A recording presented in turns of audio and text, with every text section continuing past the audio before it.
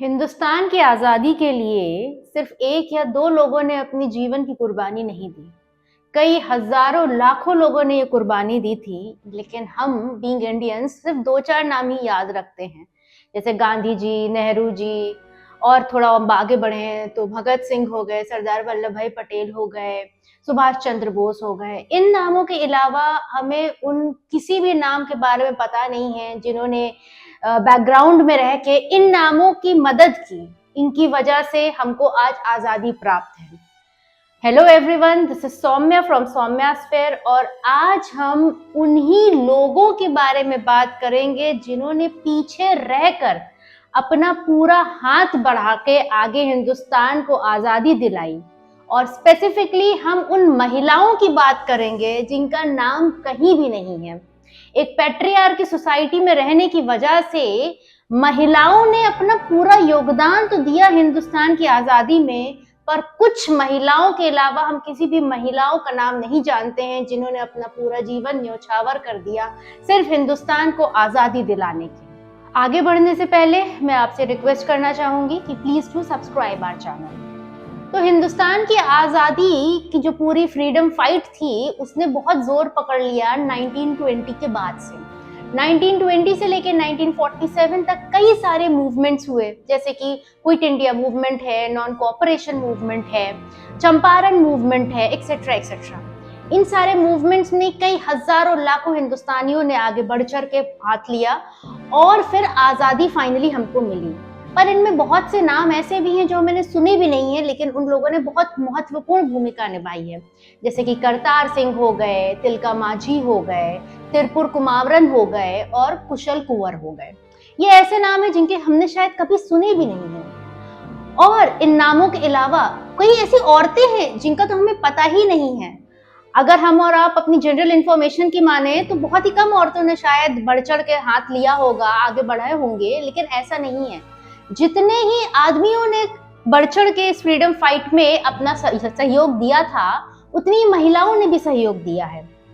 अगर हम स्पेसिफिकली बिहार की बात करें तो बिहार एक ऐसी स्टेट है जिसने बहुत ज्यादा कंट्रीब्यूट किया आजादी में, महिलाओं और आदमियों दोनों ने ही मिलकर। चंपारण मूवमेंट है, क्विट इंडिया मूवमेंट है, ये बड़े बड़े नाम हैं ऐसे मूवमेंट्स के जिन्होंने बिहार में बहुत ज्यादा अपना नाम बनाया और वहां से बहुत ज्यादा इन मूवमेंट्स को सहयोग मिला। बिहार स्टेट ने कुछ ऐसे बड़े बड़े नामों को भी जन्म दिया जिन्होंने आजादी में बहुत ज्यादा सहयोग दिया था, जैसे कि डॉक्टर राजेंद्र प्रसाद हो गए, जयप्रकाश नारायण हो गए, स्वामी सहजानंद सरस्वती जी हो गए। ये सब ऐसे बड़े बड़े नाम हैं जो आप और हम कभी भी भूल नहीं सकते हैं।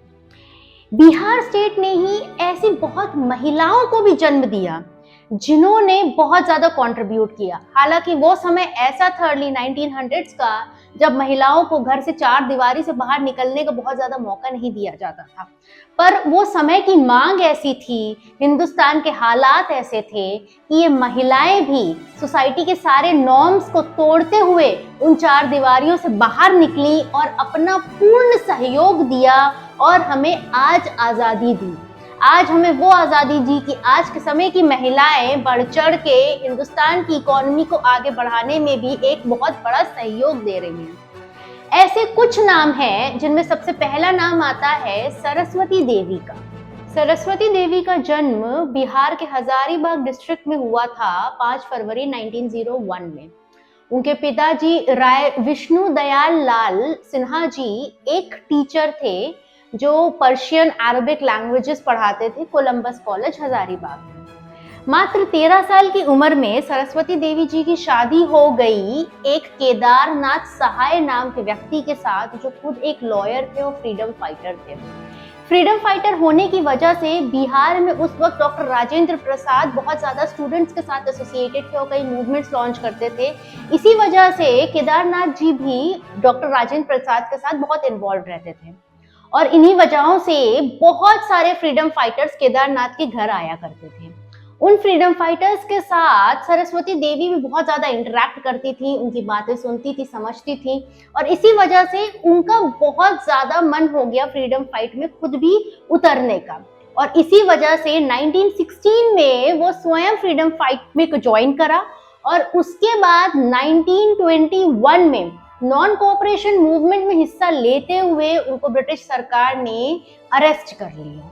इसके बाद इनको हजारीबाग सेंट्रल जेल में रखा गया। ये दर्शाता है कि कितनी कम उम्र में ही सरस्वती देवी ने फ्रीडम फाइट में अपना कंट्रीब्यूशन देना शुरू कर दिया था और इतनी कम उम्र में ही वो जेल भी चली गई। इसके बाद उनका नेशनलिस्ट मूवमेंट बहुत ज़्यादा बढ़ता चला गया, इतना बढ़ता चला गया कि ब्रिटिश सरकार उनसे परेशान हो गई और उनको फाइनली 1929 में दोबारा से जेल भेज दिया गया पूरे 3 साल के लिए।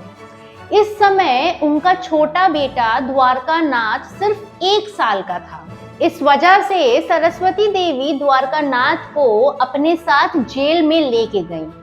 फाइनली 1931 में ब्रिटिश सरकार ने उनको रिलीज किया और जैसे ही वो रिलीज हुई उन्होंने दोबारा खादी और चक्र का समर्थन करना शुरू कर दिया।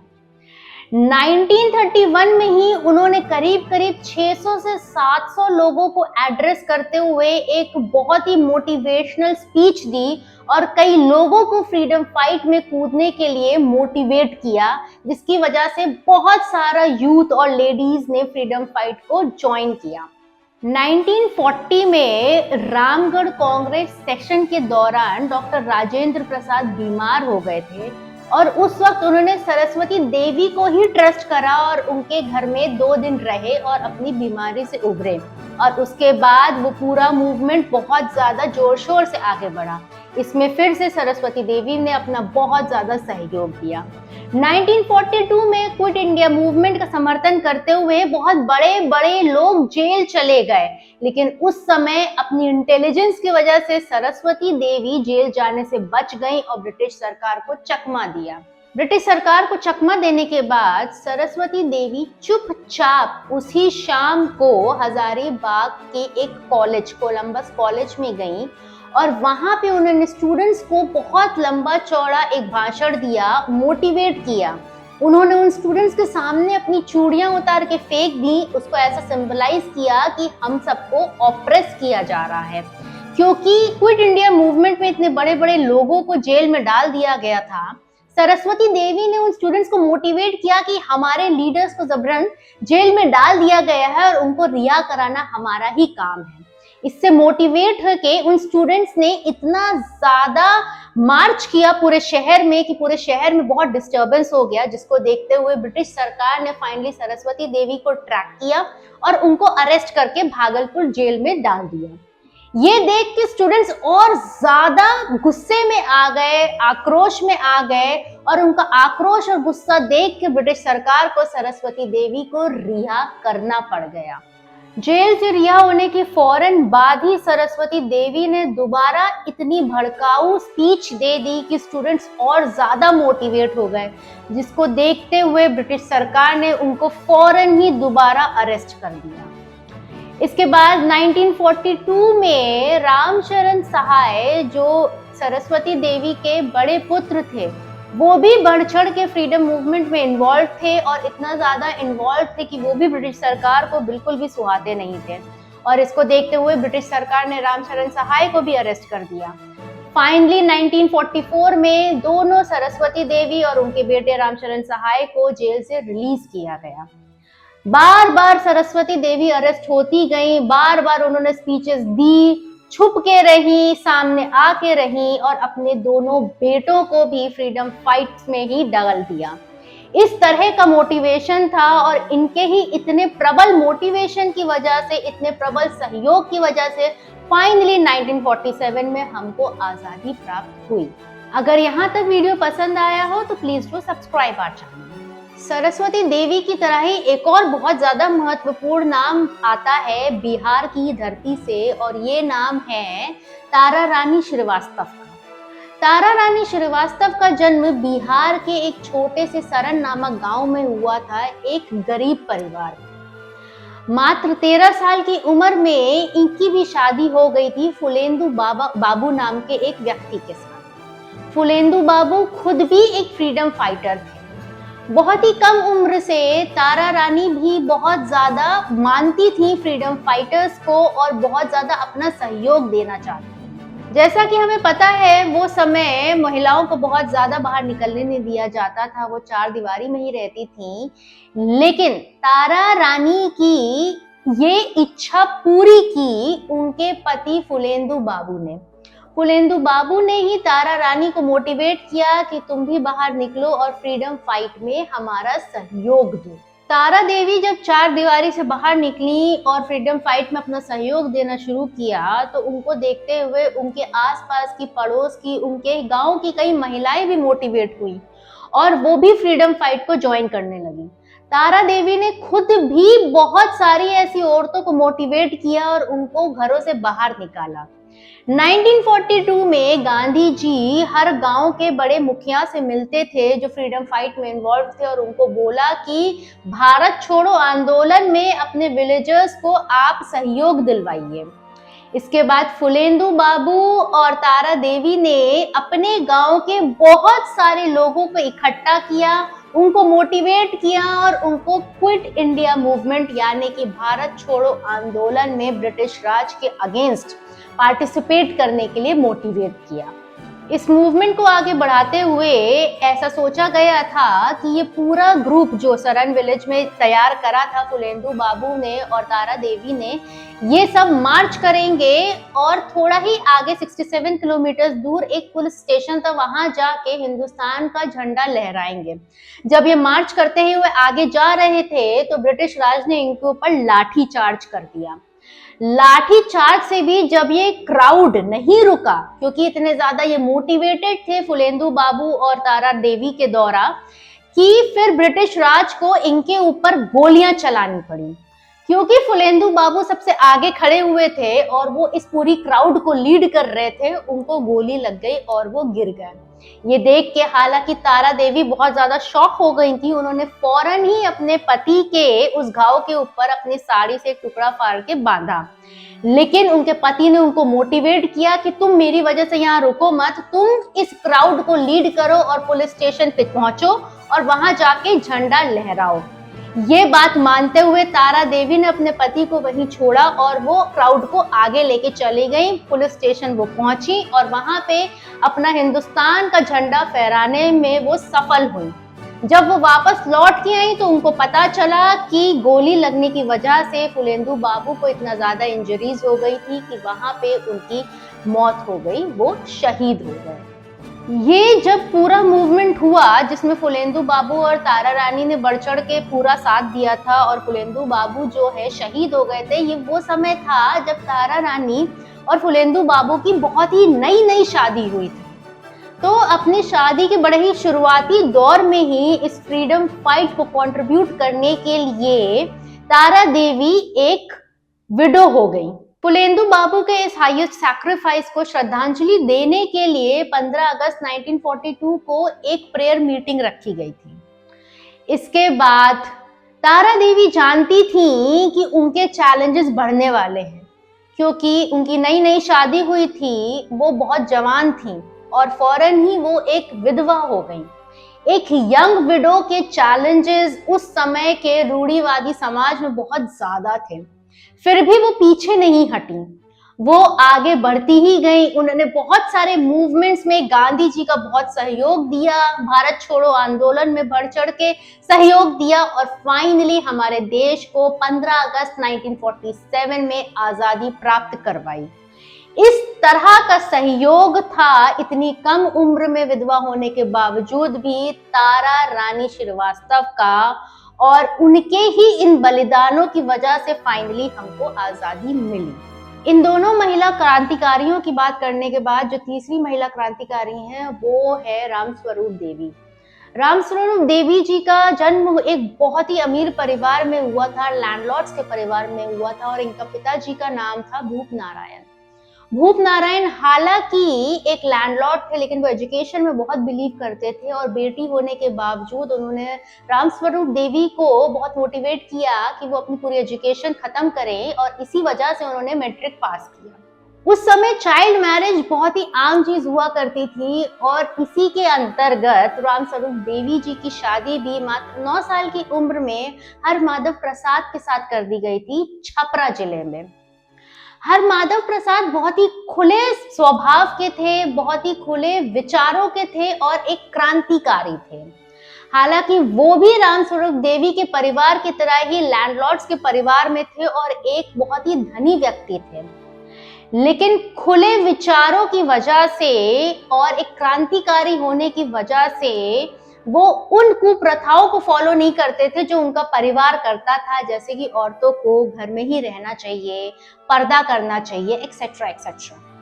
इसी वजह से उन्होंने अपनी पत्नी रामस्वरूप देवी को मोटिवेट किया और वो भी इन कुप्रथाओं को ना मानते हुए फ्रीडम फाइट में उतर गई बहुत ही कम उम्र में।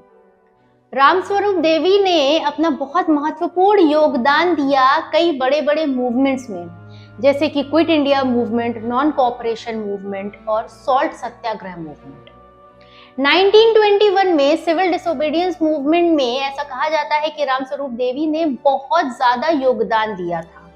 एक अच्छे परिवार, एक समृद्ध परिवार की होने की वजह से रामस्वरूप देवी जी के बहुत ज्यादा कनेक्शंस बन गए थे बहुत बड़े बड़े रेवोल्यूशनरीज के साथ, और ईस्ट बिहार से लेके वेस्ट बिहार तक इनके कनेक्शंस बहुत ज्यादा थे और इन्होंने बहुत सारे रेवोल्यूशनरीज की बहुत ज्यादा मदद भी की और अपना बहुत बड़ा योगदान दिया हमारे स्वतंत्रता में। 1921 में सिविल डिसोबीडियंस मूवमेंट के अंतर्गत ही रामस्वरूप देवी हर छोटे छोटे गांव में जा रही थी और इस मूवमेंट को फैला रही थी। वो लोगों को, यंगस्टर्स को और वुमेन को एम्पावर करती थी, उनको मोटिवेट करती थी, उनको बढ़ावा देती थी कि वो ब्रिटिश सरकार के अगेंस्ट जाएं और इन मूवमेंट्स में अपना सहयोग दें। इसको देखते हुए ब्रिटिश सरकार ने उनको अरेस्ट किया और भागलपुर जेल में डाल दिया। रिलीज होने के बाद रामस्वरूप देवी और ज्यादा स्ट्रॉन्ग होके बाहर निकली और ज्यादा मोटिवेट होके बाहर निकली और फिर वो और ज्यादा इस मूवमेंट को कंट्रीब्यूट करती गई। उनकी ये सारी चीजों को लोग नोटिस कर रहे थे और इसी वजह से जब गया में ऑल इंडिया नारी कांग्रेस कन्वेंशन हुआ तो रामस्वरूप देवी जी को ही चुना गया यहाँ पे आके स्पीच देने के लिए। गया में इस कन्वेंशन ने उन्होंने बहुत ज्यादा पावरफुल स्पीच दी, जिसमें उन्होंने महिलाओं को बोला कि उन्हें ये नहीं भूलना चाहिए कि वो एक महिला है, एक माँ है, लेकिन ये महिलाओं को एक्सक्यूज की तरह यूज करके घर में छुप के नहीं बैठ जाना चाहिए।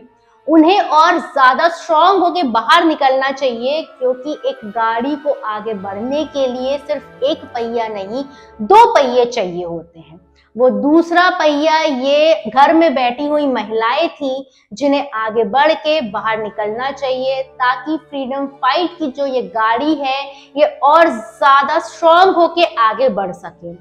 इस स्पीच ने बहुत सारी महिलाओं को और यंगस्टर्स को मोटिवेट किया और आजादी की लड़ाई को और ज्यादा सशक्त किया। इतनी पावरफुल स्पीच देने के बाद इतने ज्यादा लोग बढ़ चढ़ कर आगे आने लगे कि ब्रिटिश सरकार डर गई और इस डर की वजह से उन्होंने रामस्वरूप देवी को गिरफ्तार कर लिया। पर गिरफ्तार होना कभी भी रामस्वरूप देवी को डिमोटिवेट नहीं करता था, उनको कभी भी डराता नहीं था, बल्कि वो और ज्यादा स्ट्रॉन्ग होके बाहर निकल के आती थी और ऐसा ही इस बार भी हुआ। इस अरेस्ट के रिलीज होने के बाद रामस्वरूप देवी ने फिर अपना कंट्रीब्यूशन देना शुरू किया सॉल्ट सत्याग्रह को 1930 में। उन्होंने बढ़ चढ़ के कंट्रीब्यूशन दिया, लाठी चार्ज होते थे, हर तरह के अत्याचार करती थी ब्रिटिश सरकार, पर ये पीछे नहीं हटती थी और अपनी डिस्ट्रिक्ट से ये एक बहुत ही प्रोमिनेंट चेहरा बन के बाहर आई, जिन्होंने सॉल्ट सत्याग्रह को इस पूरी डिस्ट्रिक्ट में लीड किया। सॉल्ट सत्याग्रह के मूवमेंट के दौरान ही हरमाधव प्रसाद, जो रामस्वरूप देवी के पति थे, उनको अरेस्ट कर लिया गया। इस अरेस्ट के बाद रामस्वरूप देवी बहुत गुस्सा हुई और उस वजह से वो और ज्यादा स्ट्रॉन्ग हो गई और इस मूवमेंट को उन्होंने बहुत ज्यादा आगे बढ़ाया। ये देखते हुए ब्रिटिश सरकार हमेशा की तरह फिर से डर गई और फाइनली 1 जनवरी 1931 को उन्होंने रामस्वरूप देवी को फिर से गिरफ्तार कर लिया। अगर यहाँ तक वीडियो पसंद आया हो तो please do subscribe our channel. इस बार जब रामस्वरूप देवी को ब्रिटिश सरकार जेल लेके जा रही थी तो लोग बहुत ज्यादा इम्पैक्टेड थे। इस तरह की स्ट्रॉन्ग लेडी जिनको किसी का भी कोई डर नहीं था, वो सिर्फ देश की आजादी के लिए पूरी हिम्मत के साथ आगे बढ़ रही थी। ये देख के वहां पे बहुत सारी लेडीज, बहुत सारे यंगस्टर्स इतने ज्यादा मोटिवेट हो गए कि उनको सबने अपना लीडर मान लिया। इस बार उनको बहुत ज्यादा दिन तक जेल में नहीं रहना पड़ा और बहुत जल्द ही वो जेल से बाहर आ गई। ऐसे कंट्रीब्यूट करते करते आ गया ईयर 1937। 1937 ईयर में उनके पति श्री हरि माधव प्रसाद जी को हार्ट अटैक आ गया, जिसकी वजह से उनकी मृत्यु हो गई। उनकी मृत्यु के बाद रामस्वरूप देवी जी बहुत दुखी हुई और उनको ऐसे लगा कि उनका जो सबसे क्लोजेस्ट कंपेनियन था इस पूरे रेवोल्यूशन में, वो अब उनके साथ नहीं है। लेकिन इस दुख को उन्होंने अपने ऊपर हावी नहीं होने दिया, बल्कि वो और ज्यादा स्ट्रांग हो गई, क्योंकि वो जानती थी कि यहाँ पे अगर ये दुख उनके ऊपर हावी हो गया तो वो अल्टीमेट एम जो उनकी जिंदगी का था, जो हिंदुस्तान को ब्रिटिश राज से आजाद करने का था, वो पूरा नहीं कर पाएंगी। और इसी वजह से उन्होंने इस दुख को किनारे किया और वो और ज्यादा स्ट्रांग होके आगे बढ़ना शुरू हो गई। आगे बढ़ते हैं और अब आता है ईयर 1942। ईयर 1942 वो साल था जब पूरा देश एकजुट हो गया था, चाहे बूढ़ा हो, जवान हो, महिला हो, पुरुष हो, बच्चा हो, कोई भी हो, हर कोई देश की आजादी के लिए बढ़ चढ़ कर आगे बढ़ रहा था, सामने आ रहा था। इतने ज्यादा रेवोल्यूशनरी पैदा हो गए थे, हर आदमी अपने घर से बाहर निकल रहा था, सड़कों पे आ गया था और रेवोल्यूशन कर रहा था। इसी साल में अगस्त को कहा जाता है अगस्त रेवोल्यूशन, क्योंकि ये समय ऐसा था, ये अगस्त ऐसा था जब पूरा हिंदुस्तान बहुत ज्यादा स्ट्रांग होके आगे बढ़ रहा था और ब्रिटिशर्स को ललकार रहा था, हिंदुस्तान से भागने के लिए दौड़ दौड़ के मार रहा था। 9 अगस्त 1942 को ही लोकनायक जयप्रकाश जी के नेतृत्व में पटना की सड़कों पे बहुत सारे रेवोल्यूशनरीज उतरे, जिसमें यंगस्टर्स भी थे, बूढ़े भी थे, जवान भी थे, महिलाएं भी थी और पुरुष भी थे। और इस पूरे ग्रुप में रामस्वरूप देवी जी भी थी। अब यहाँ पे हुआ ये कि ये जो पूरा क्राउड मार्च करते हुए आगे बढ़ रहा था और जा रहा था पटना सेक्रेटेरिएट पे। पटना सेक्रेटेरिएट पे लहराता था यूनियन जैक फ्लैग। इस पूरे ग्रुप में से 7 यंगस्टर्स बाहर आए और उन्होंने यूनियन जैक फ्लैग को हटाया पटना सेक्रेटेरिएट के ऊपर से और हिंदुस्तान का झंडा लहराया। ये देख के ब्रिटिश सरकार इतना ज्यादा गुस्सा हो गई कि वहीं के वहीं ब्रिटिश सरकार ने गोलियां चला दी और एक एक करके वो 7 नौजवान शहीद हो गए। ये देख के एक गुस्से की लहर पूरे हिंदुस्तान में दौड़ पड़ी थी, पूरे बिहार में दौड़ पड़ी थी और खास तौर से रामस्वरूप देवी जी बहुत ज्यादा गुस्सा हो गई थी। इसके बाद उन्होंने गांव-गांव जाके लोगों को मोटिवेट किया कि आप अब घर में नहीं बैठ सकते, अब आपको बाहर निकलना है, क्योंकि डू और डाई की सिचुएशन है। अब कोई भी घर में नहीं बैठेगा और बाहर निकल के ब्रिटिश सरकार को हिंदुस्तान से हटाएगा। इस तरह का मोटिवेशन दिया रामस्वरूप देवी जी ने। इस पूरी घटना से गुस्सा होने के बाद रामस्वरूप देवी जी ने 18 अगस्त 1942 को मधौरा विलेज में, जो पुलिस स्टेशन था छपरा डिस्ट्रिक्ट में, वहां पे जाके खुद अपने हाथों से ब्रिटिश राज का फ्लैग हटाया और हिंदुस्तान के झंडे को लहराया। इसके बाद पास ही में एक लोकल ग्राउंड में मीटिंग हो रही थी, जहां बूढ़े, बच्चे, जवान हर कोई था और रामस्वरूप देवी जी स्पीच दे रही थी। एकदम से ब्रिटिश राज के सारे पुलिस वाले अंदर घुसे और उन्होंने अंधाधुंध फायरिंग करना शुरू कर दी, जिस वजह से लोग इधर उधर भागने लगे और आसपास के खेतों में जाके छुपने लगे। जो लोग नहीं छुप पाए उनको ब्रिटिश सरकार के पुलिस वालों ने मार दिया। उस समय हुआ ये कि जब रामस्वरूप देवी जी एक फील्ड में खड़ी हुई थी ब्रिटिश सरकार से बिना डरे, तब इतनी गोलीबारी हुई कि उनके पास में जो पेड़ था उसकी एक ब्रांच उनके ऊपर गिर गई और वो गिर गई, जिस वजह से लोगों को ये लगा कि ब्रिटिश सरकार ने रामस्वरूप देवी जी को भी गोली मार दी है और उनकी मृत्यु हो गई है, वो शहीद हो गई हैं। पर ऐसा नहीं था, उनके ऊपर सिर्फ एक पेड़ की ब्रांच गिरी थी। पर लोग इतना ज्यादा आहत हो गए, इतना ज्यादा गुस्सा हो गए कि हजारों की संख्या में जो खेतों में छुपे हुए हिंदुस्तानी थे वो बाहर निकले और उनके हाथ में जो भी पत्थर, लकड़ी, पेड़ जो भी आया उन्होंने वो लेके ब्रिटिश पुलिस ऑफिसर्स को मारना शुरू कर दिया। ब्रिटिश पुलिस ऑफिसर्स इतना ज्यादा डर गए कि वो वहां से भागने लगे। लेकिन उस समय उन 7 यंगस्टर्स का जिनको ब्रिटिश सरकार ने मारा था पटना सेक्रेटेरिएट में, उन सबका बदला लिया इन लोगों ने 7 ब्रिटिश पुलिस वालों को उसी समय मार। उस समय नेचर ने भी सब लोगों का साथ दिया और बहुत तेज बारिश हुई, जिस वजह से जो भी खून के धब्बे थे वो सारे मिट गए। उन 7 ऑफिसर्स की लाशों को उठा के लोगों ने उनमें पत्थर बांधे और नारायणी विलेज में डाल दिया, जिस वजह से ना ही कभी लाशें मिली और ना ही कभी खून मिला, खून के धब्बे मिले, और जिस वजह से ब्रिटिश सरकार कभी कोई भी केस इन लोगों के खिलाफ नहीं कर पाई। इस इंसिडेंस का बदला लेने के लिए, क्योंकि कोई सबूत था नहीं ब्रिटिश सरकार के पास, तो वो जबरन रामस्वरूप देवी जी के विलेज में घुसे और उन्होंने रामस्वरूप देवी जी का घर पूरी तरह से जला दिया। और पूरे दिन पूरी रात ब्रिटिश राज के पुलिस वाले रामस्वरूप देवी जी को ढूंढते रहे। पर विलेजर्स इतने ज्यादा डिटरमाइंड थे इनको बचाने के लिए कि उन्होंने रामस्वरूप देवी जी को छुपा के रखा, चाहे उनकी खुद की जान चली जाए, पर वो रामस्वरूप देवी जी को किसी भी हाल में ब्रिटिश सरकार के हाथ नहीं लगने देना चाहते थे। और इस वजह से कभी भी रामस्वरूप देवी जी ब्रिटिश सरकार को उस दिन नहीं मिली। इस इंसिडेंस के बाद ब्रिटिश सरकार बहुत ज्यादा गुस्सा थी और उन्होंने कांग्रेस के ऊपर प्रेशर करना शुरू किया कि रामस्वरूप देवी जी को बाहर निकालिए।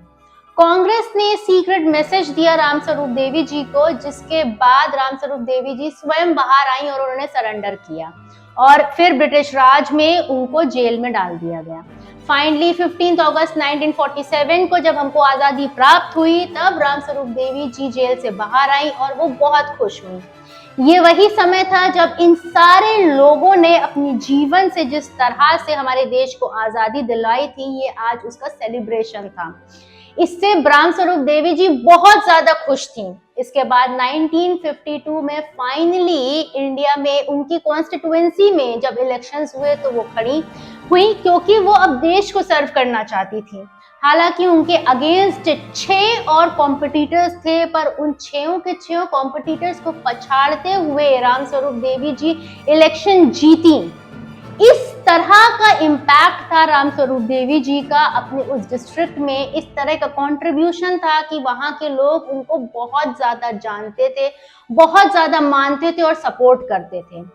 पर उनके जीवन का स्ट्रगल इतना ज्यादा था कि उन्होंने हर तरह के मूवमेंट में हिस्सा लिया, जेल गई, अपने पति की मृत्यु का दुख भी सहा, जिस वजह से वो मेंटली तो बहुत स्ट्रांग होती गई, लेकिन उनकी बॉडी वीक होती जा रही थी।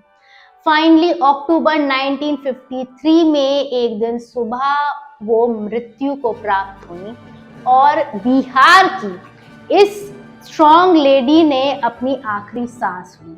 इस तरह का कंट्रीब्यूशन दिया था बिहार की इन बेटियों ने 1947 15 अगस्त को, जिसका फल हमें प्राप्त हुआ और हमें आजादी प्राप्त हुई।